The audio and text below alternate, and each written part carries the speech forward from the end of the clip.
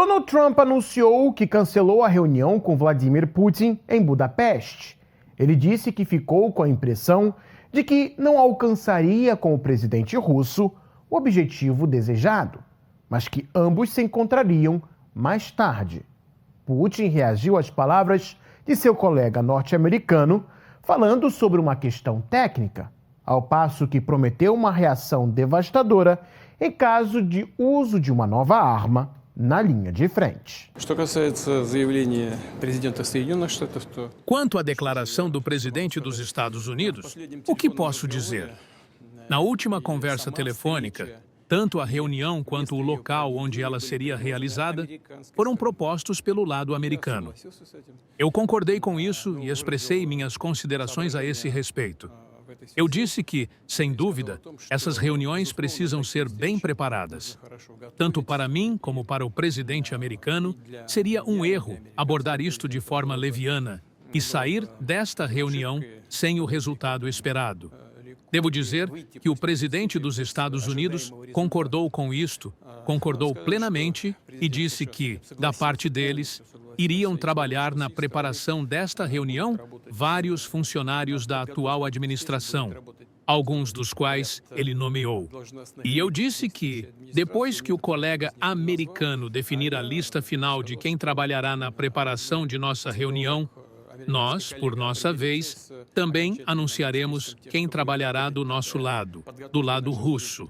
Ao que parece, o anúncio do encontro teria sido precipitado. Quando Trump propôs a Putin se encontrar em Budapeste, a impressão que tinha era que ele alcançaria alguma espécie de entendimento mútuo com o presidente russo. Um fato curioso é que o cancelamento do encontro se deu logo após uma conversa dos chefes da diplomacia dos Estados Unidos e da Rússia. De acordo com declarações espalhadas pela imprensa norte-americana, Trump buscava o congelamento da linha de frente, segundo o qual russos e ucranianos ficariam com os territórios onde suas tropas estão localizadas. Essa seria uma medida rápida para o fim das hostilidades e também uma tentativa de pôr um fim ao conflito caso a confiança seja conquistada ao longo do tempo de forma mútua, sem incidentes na linha de frente congelada. Mas se essa foi realmente a proposta de Trump, ela traz consigo uma paz muito que capenga. O conflito entre ucranianos e russos vai muito além de uma questão territorial.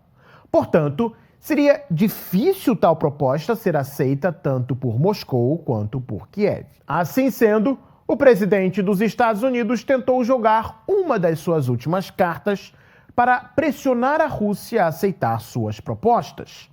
Os Estados Unidos deram prosseguimento à sua velha política de sanções. No último dia 22, o Departamento do Tesouro estadunidense anunciou sanções contra as empresas russas Rosneft e Lukoil, duas das maiores produtoras de petróleo da Rússia. Essas sanções incluem o bloqueio de seus ativos nos Estados Unidos e restrições a transações financeiras com estas entidades. As sanções também alcançam subsidiárias das empresas sancionadas, bem como qualquer entidade que seja 50% ou mais, direta ou indiretamente, propriedade de suas corporações. O objetivo declarado das sanções é degradar a capacidade da Rússia de gerar receita com petróleo e gás, assim como pressionar Moscou a concordar com o cessar-fogo na Ucrânia. Se as sanções vão funcionar ou não, ninguém sabe, mas há mais ceticismo do que otimismo. A verdade é que o petróleo russo já vinha sofrendo vários tipos de sanções pelos países ocidentais. Em primeiro lugar, eles tentaram impor um preço limite ao produto. Ao mesmo tempo, navios russos ficaram proibidos de receber serviços de seguradoras e serviços também portuários na Europa. Os europeus também começaram a reduzir, ao mínimo, a compra direta do petróleo russo.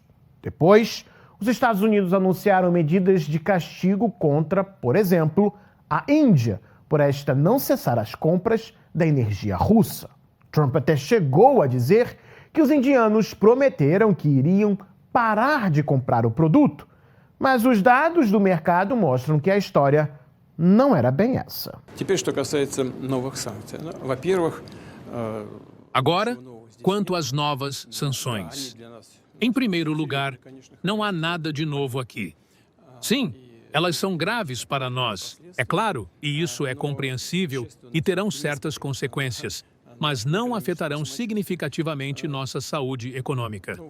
No seu primeiro mandato presidencial, sabe-se que o presidente Trump impôs o maior número de sanções que até então tinham sido impostas contra a Rússia.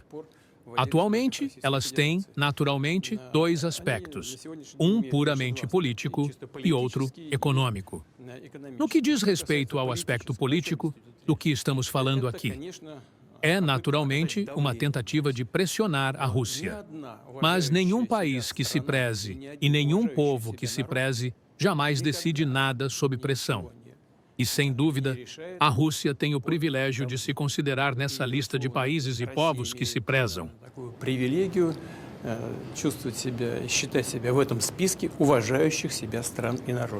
Os europeus, por sua vez, tomaram rumo semelhante, mantendo a sua tradição de seguir os passos dos Estados Unidos para agradar Trump.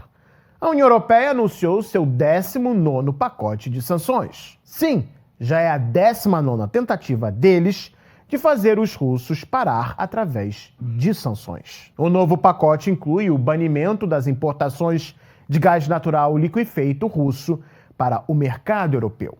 Assim, contratos de curto prazo serão rescindidos dentro de 6 meses. Contratos de longo prazo devem encerrar em 1º de janeiro de 2027. Medidas financeiras reforçadas. Transações banidas com bancos russos e instituições financeiras que operam em terceiros países. O pacote também inclui restrições sobre plataformas de criptomoedas que estariam auxiliando a evasão das sanções. Agora, os europeus prestarão também mais atenção a navios russos ou navios de outros países que levam e trazem da Rússia. Haverá maior controle e mais restrições sobre diplomatas russos dentro da Europa para dificultar as chamadas ações de influência ou desestabilização via redes diplomáticas ou de inteligência. Mas o ponto que está mais sendo comentado em Bruxelas é como usar os ativos congelados russos para financiar os esforços de guerra da Ucrânia. A União Europeia está considerando usar um valor de cerca de 140 bilhões de euros com base nestes ativos congelados, para dar em forma de empréstimo à Ucrânia, sem que a Rússia precise pagar reparações de guerra ao país rival. A jogada dos europeus é evitar ao máximo que tudo pareça ser um confisco dos ativos. Mas, na essência, tudo não passa de tomar propriedade alheia sem permissão. Bruxelas diz que os russos poderão receber de volta os ativos, caso estejam prontos para pagar as reparações de guerra à Ucrânia de outra forma. Apesar do jogo de palavras, há muito temor dentro da Europa em fazer tal coisa. Investidores e governos estrangeiros não são burros.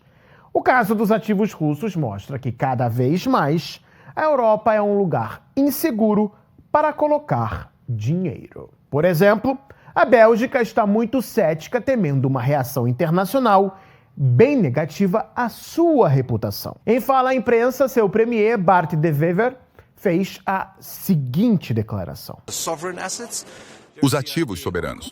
Há a ideia de confiscá-los para os entregar à Ucrânia. Estou à procura da base jurídica para esta decisão. Não se trata de um pormenor. Mesmo durante a Segunda Guerra Mundial, os ativos imobilizados nunca foram tocados. Por isso, este é um passo muito importante se quisermos dá-lo.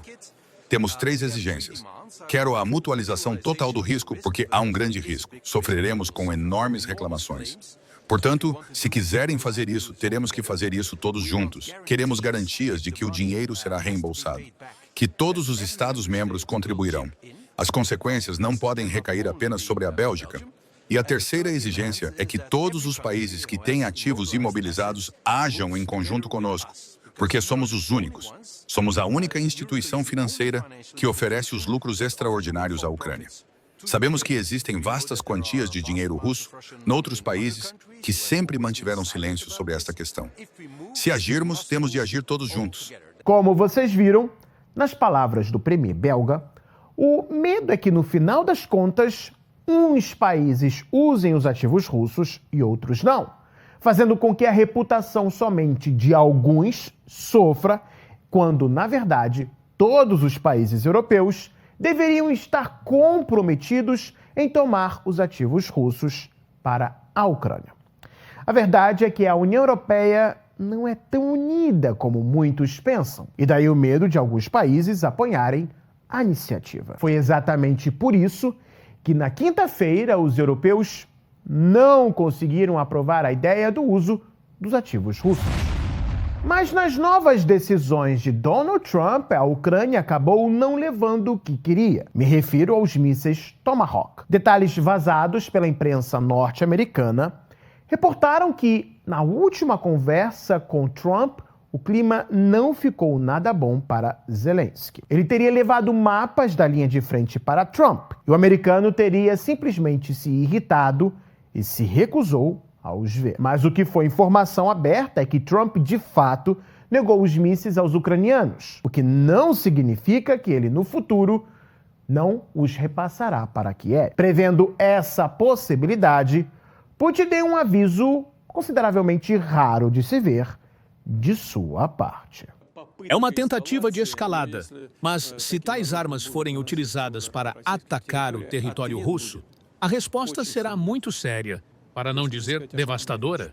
Que eles pensem nisso. O que nós vemos é que, à medida que o Ocidente toma novas sanções que até agora foram só infrutíferas contra a Rússia, ele vai perdendo mais e mais cartas no jogo geopolítico. Isso acaba mudando a balança de poder em qualquer cenário de negociação, mais a favor da Rússia. E talvez seja até por isso que Trump evitou introduzir novas sanções contra Moscou nos últimos meses. Se você gostou desse vídeo, siga-nos também no TikTok. O link você pode encontrar na descrição deste vídeo. Até mais, pessoal, e um bom final de semana para vocês. Tchau, tchau.